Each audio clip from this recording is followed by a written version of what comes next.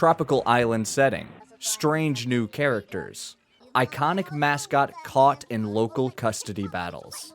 This is Mario on the Beach. Most people agree that Super Mario Sunshine is the worst 3D Mario ever. The others? Well, they lie, and they'll answer for their sins. But it's not Mario's fault that this is the worst 3D Super Mario ever. He's still a lot of fun to control, and since that's the primary action in the game, everything should be good, right? Oh, how you couldn't be more wrong. While Nintendo was making a ghost-busting game for his brother, Mario was framed by his enemies. After the events of Super Mario 64, the gang goes on vacation. There, they get into trouble when Bowser Jr. upsets the local wildlife by committing various property crimes while dressed as Mario in blackface. That's the hyper-effective double cancel. I've been saying for years that Bowser Jr. needs a strong mother figure in his life to teach him a lesson. Fortunately, his father is engaged to a great lady, and she'll raise that boy right. But Mario is forced to clean up the entire island with the help of Flood, his new sidekick for the rest of the adventure. Inside of Flood is a vat of boiling hot pasta water to make his favorite gnocchi recipe. You won't find many of the traditional characters like Goombas or Koopa Troopas, but you do get a Toadsworth and some other familiar faces. After knocking out Goo Mario for the first time, you're going to want to get acquainted with the island flora and maybe give them the old Alfredo shower just for fun. If someone were to ask me, "Hey, Oatmeal Man, do you like Super Mario Sunshine?" I would say in response, "Hold that tongue. I am Gruel, and you have committed a crime against the state. You will be summarily executed." But as to your final inquiry, my feelings are complicated. See, I waited 20 long years to play this title for the first time. Would it even be possible for it to live up to expectations? On one hand, it's not a bad game like its haters say. But on the other hand, you'd have to be a skooma head to think it's the best 3D Mario. A big part of how I judge the quality of a Mario experience is on how conducive it is for platforming experimentation. Places like Delfino Plaza mostly nail this, and Bianco Hills is classic 3D Mario level design. Nice verticality, tight spaces, and these dope strings. This is the Bob-omb battlefield of Sunshine, and it just works. Also, you get to meet Petey Piranha, and he's an inflatophiliac. But past the honeymoon phase of the first couple levels, Super Mario Sunshine wasn't doing much for me. I was feeling pretty cool on it, with just a couple bright spots when I got to Noki Bay and Pinna Park.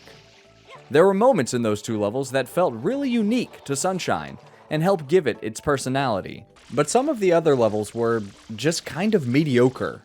And Corona Mountain is easily the worst final level in the 3D Mario series. The platforming part isn't bad, but it's literally one idea. Wait for the spikes to retract, then douse the flames. Simple, not a terrible way to start a level.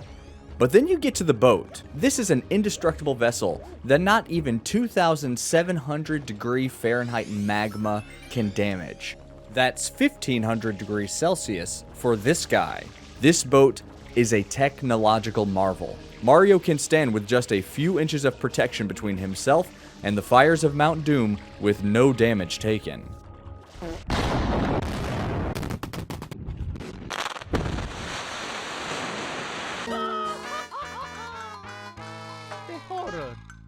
After I finished off Bowser in the hot tub, I was feeling like Super Mario Sunshine was kind of a disappointment. It was uneven in level quality, and it felt like one of those non-Mario mascot platformers. But I had waited this long to play it, so I decided to continue collecting shines, hoping that my opinion would swing back to the more positive feelings I had during the first two levels. First up, that island with the juicy warp pipe. More on that fucker in a second. On my way there, though, I jumped for the coin and stumbled into the pachinko machine like a fucking mark. Pachinko was pretty annoying, and the plunger mechanism highlighted how wonky the game's physics are, but it didn't feel particularly unfair. No. I eventually got it though, and continued on toward the warp pipe. As you could probably guess, my first go at the lily pad ride did not go so well. After dying to the lilies several times over, I decided to save my sanity and do that shine last. My hubris had led me to fall into the brown liquid far too many times. Story of my life. I did toy with the idea of skipping it altogether, but I'm not a punk bitch. So from there, I set out to get my other designated shines. After a few hours and completing some of the red coin secret levels, I noticed that I was beginning to enjoy it again. To get the best out of this game, I needed to just embrace it for what it was, and play that hard shit. Super Mario Sunshine is often janky, sometimes monotonous, and far too often extremely annoying. But there's a hell of a good game in most of those secret levels. Not you, fuckster. Getting away from the goofy bullshit and gimmicks, and just getting to the platforming made this game a decent time. If they did a Dragon Ball Z Kai edit and took out like 30% of what is currently there, it would make for a more balanced and overall better Mario experience. Having to get good in the optional secret levels of Sunshine helped me to really appreciate the good in it, rather than merely remembering the mediocrity of that middle chunk. With this reframing in mind, I began to knock out the final shines. Finally, I went back to the lily pad and knocked it out in my first attempt. I'll still tell you it was a shitty level, but I really enjoyed getting to give it the big fuck you of completing it with ease. Listen, this isn't Super Mario 64, it's not Galaxy, and it's not Odyssey.